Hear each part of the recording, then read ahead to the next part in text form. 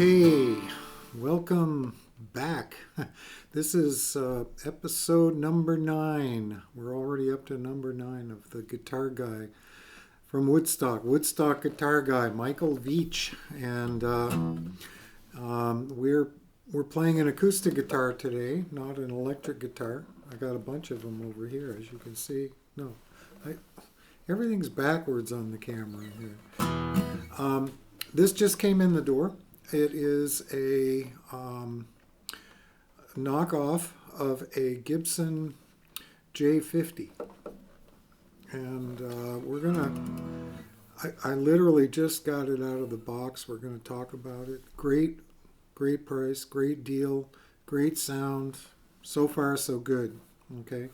Has a couple of little things, little quirks that we can go through. But the brand of this thing is the... Let's see, Astrea. I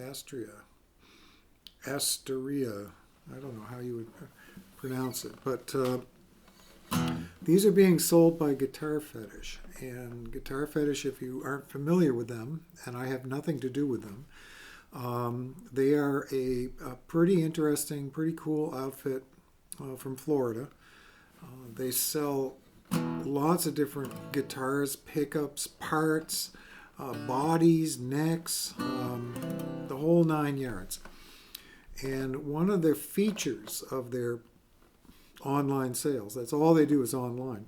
One of the features is the clearance department, which is my favorite place, especially when there's a big sale going on. And they had a big 35% off sale of clearance items just this week. So I've had my eye on one of these for a while. I like the look of these things. I like this. I like the little bit bigger, more that J45, J50 look, and it does translate into better sound. I mean, or a different kind of sound. I use acoustics for recording and songwriting and performing and all sorts of various things. I've come to appreciate, inexpensive acoustic guitars can actually sound pretty good and play good. And I've got some expensive ones here, and I've got some inexpensive ones here, and they all have their benefits, and some of them have their downsides. And some of them went out the door because I just didn't play them enough. Okay, this was an experiment on my part, just to see what this particular model was all about. And I'll just start with the price. It was $135, and then another $33 for shipping. So it was about $170 all in, I think.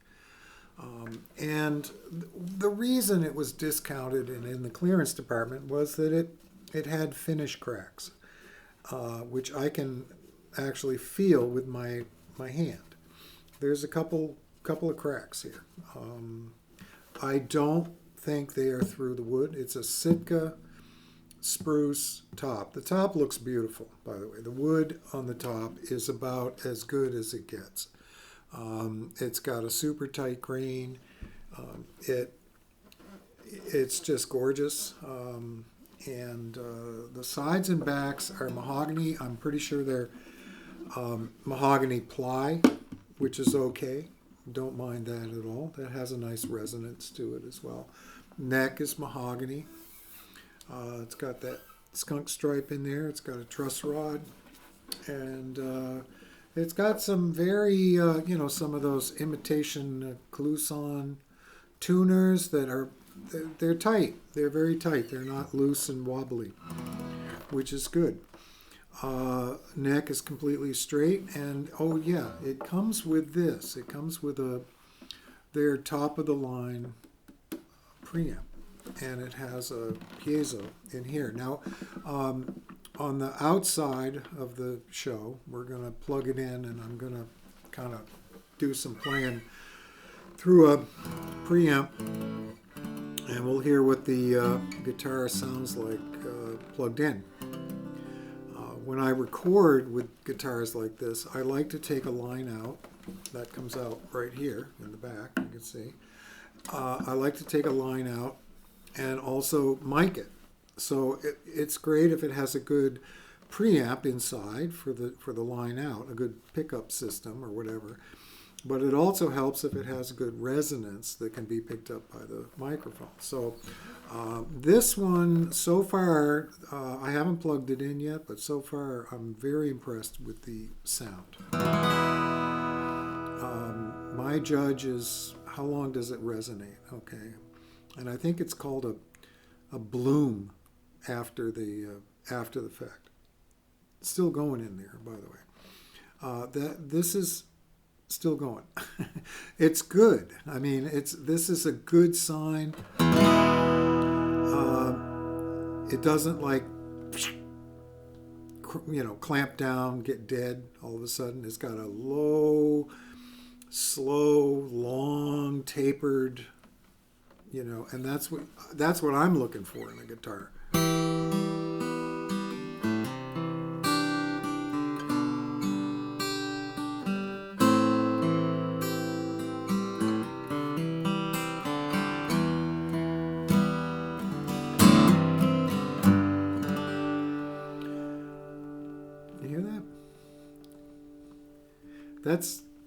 That's good. That to me is the sign of a good guitar. I don't care if it costs $130 or $500 or $1,000 or whatever. I got a Taylor here, and it rings. We'll put them side by side at some point here, and I think it's got a ring as good as the Taylor. Now the Taylor's got a different sound, and it's different construction, different bracing system, more expensive, beautiful instrument right out of the box, But, it's not a cheap guitar. This is a cheap guitar, and it sounds great. Now, it also has they say, mother of pearl and abalone, okay, or abalone. It's got the little color in the center of the mother of pearl. I take their word for it. They wouldn't lie to me now. They would tell me what's really going on. So now, what didn't I like about this? I mean, I just literally took it out of the box. It was packed beautifully, double boxed. Got here in about 5 days. And I just took it out. What don't I like about it? Well, there's one thing that jumped right out at me, and it's this binding on the neck. The binding, it's nice binding. It's beautiful. Just the fact that there is binding on the neck is a good thing. I like binding on my necks, I guess. But the edges, I guess I've gotten spoiled with the more expensive guitars. The edges on the pricier guitars come rolled. Okay, they're pretty smooth. This, not so smooth. It's actually pretty sharp. And what I'm going to have to do is I'm going to have to take a sanding block, and I'm not going to do it on TV here, but what I'm going to have to do is take a sanding block, kind of pull the strings back, and I'm going to have to sand this lightly at an angle to try to cut some of the edge off of this. Okay, that's no big deal, and I would put that into the setup category.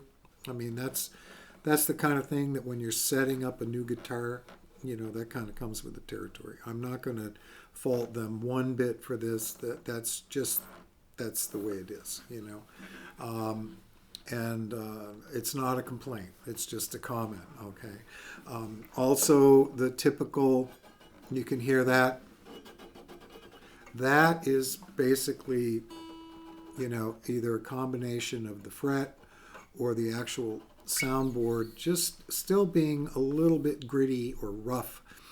What I normally do once I get serious about sitting down with one of these new guitars is I change the strings, pull the strings off, I oil the fretboard, which is usually pretty dry, okay, and then I polish the frets. And I sometimes I'll use a Dremel with a pad. It's got a little pad that sticks on there, and I use just a little tiny bit of polishing, compound. And I have a flat metal bar that with a groove in it, so you can lay it right. You don't have to tape the whole thing off. I just lay this thing on top, the metal, and just go zoom, zoom, zoom, and that's it. Done. Totally polished. Zoom, zoom, zoom. Done. I've been up and down this neck. The fret ends are good. No sharp fret ends. Okay, they're actually rounded. The fret ends are rounded, which is a real. I mean, in this price range, I just got to say that the quality is going up rather than going down. It's going up to get these ball ends on the frets, bone nut and bone saddle. You can tell with your fingernail. You just put it on there. You can definitely tell the difference between bone and plastic. And the sound is the giveaway. I mean, that tells you that this thing is ready to roll. It's got, you don't have to do much to this at all. Just clean up the neck a little bit, do a little polishing. The wood on the fretboard, if it's got any kind of roughness at all, the minute you oil this, it smooths right out. I mean, it's nothing to it. And I looked up the price of their preamp, because if you wanted to buy this preamp separately and with the piezo and put it in yourself, okay, and cut a hole in the guitar and do the whole 9 yards and run the wire out the back, and believe me, it's not fun. It's a kind of a pain. You get your hand down in through the sound hole and you're trying to get the thing out the back, and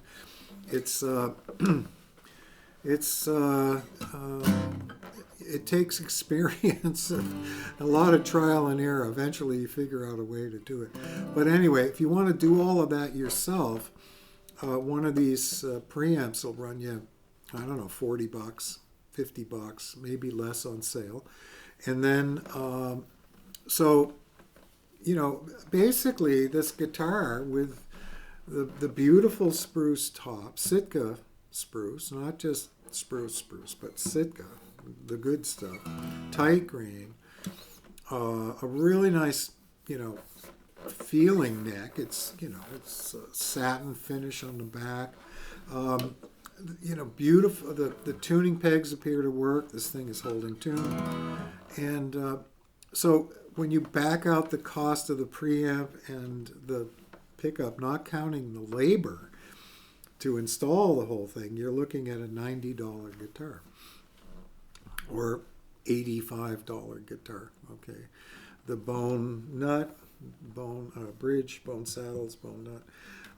The other thing I really wasn't prepared for with this, but I really, really like, is the fact that it's a little thinner than a standard dreadnought. Okay, they call it a jumbo dreadnought, but I was expecting a full on, whatever it is, 4.5, 5 inches of thickness.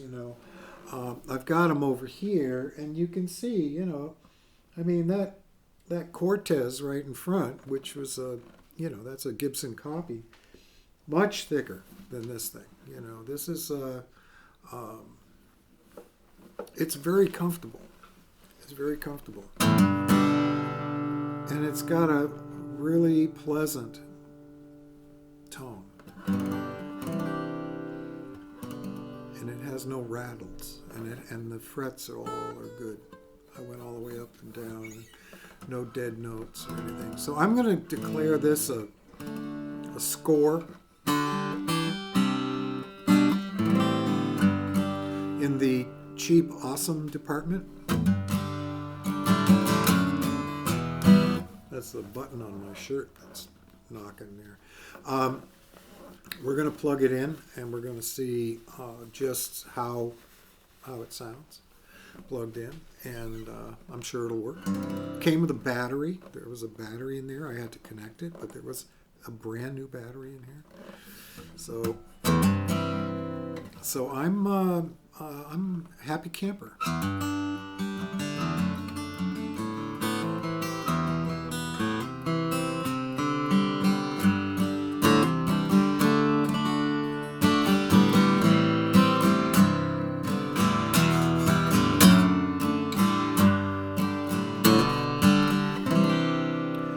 Really nice action. I would put the action on par with just about. I would put it on par with the Taylor that I have. The action is set up really nice. I have not had to do a thing to this so far, except tune it up. So there you have it. If you're digging this kind of discussion, if you want to know more about cheap and awesome guitars, where to find them, that sort of thing, right here, Woodstock Guitar Guide, Michael Veach. Hit the like, hit the subscribe, hit the share, hit the join, hit the comment. Send me a comment if you got a question about this thing. If you're buying this full price, I think it's still worth it. Believe me. I'm not kidding. You're not going to be disappointed with this guy. If you buy stuff online without playing it first, it's always like, roulette. You really don't know what you're going to get. Sometimes you win, sometimes you lose, This one's a winner. I've got a few losers that I've had over the years. And you learn what to avoid, I will also say that this does not have a typical, overdone Chinese poly finish, which a lot of the acoustics that come out of China or the Far East, they seem to really lather on the finish. It's very thick. I think that affects the tone of a guitar if you put too much poly on it, This has a very balanced tone across the fretboard. And what's not to like? So, with that, we'll see you next time. We'll bring up, what are we going to do next time? We'll bring up a surprise. I have no idea what I'm going to do for the next show, but I've got plenty of choices here. Maybe that Cortez will get its turn one of these days, That has a whole story in itself. And for the next show, I'll get the neck. I'll do a little work on the sanding down the side and oil it up and polish it. We'll see what happens. Okay. Thank you. We'll talk to you later. Thanks for tuning in. All right. Bye-bye.